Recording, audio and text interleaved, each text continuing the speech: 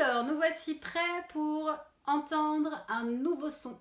Pour cela, je vais appeler Lison qui va vous lire une petite comptine et vous devrez essayer de trouver quel son vous entendez le plus souvent dans cette comptine. À toi. Colin a pris le train, il part chez ses cousins avec son gros lapin, son carnet à dessin, un bon pain au cumin. Bon voyage, Colin. Ah, je crois que certains ont entendu.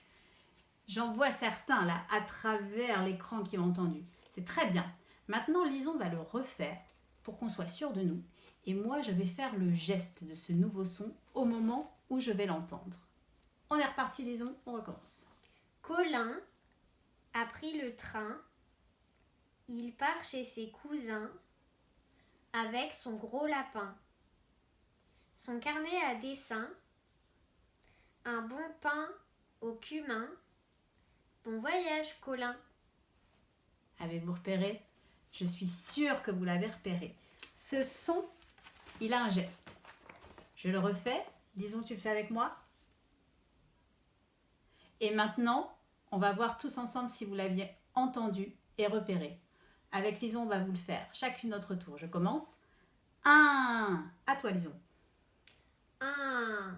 Vous avez vu le doigt qui d'habitude fait I. On le rapproche du nez car ça vibre dans le nez. Écoutez-le bien, faites-le à la maison.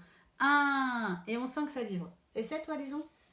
1. Est-ce que tu sens que ça vibre? Oui. Très bien.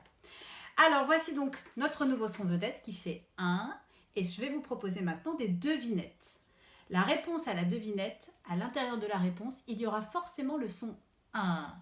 Je vous pose la devinette, tout le monde réfléchit, et ensuite Lison vous proposera une solution. Et on verra si vous avez trouvé la même. Je commence. C'est un animal qui vit dans la mer.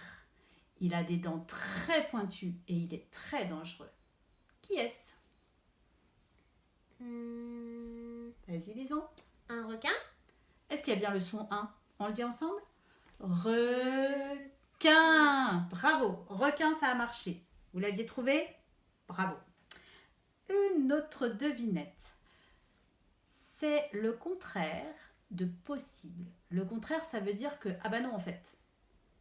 Oh oui, ça c'est possible. Mais sinon, ah bah non, ça c'est...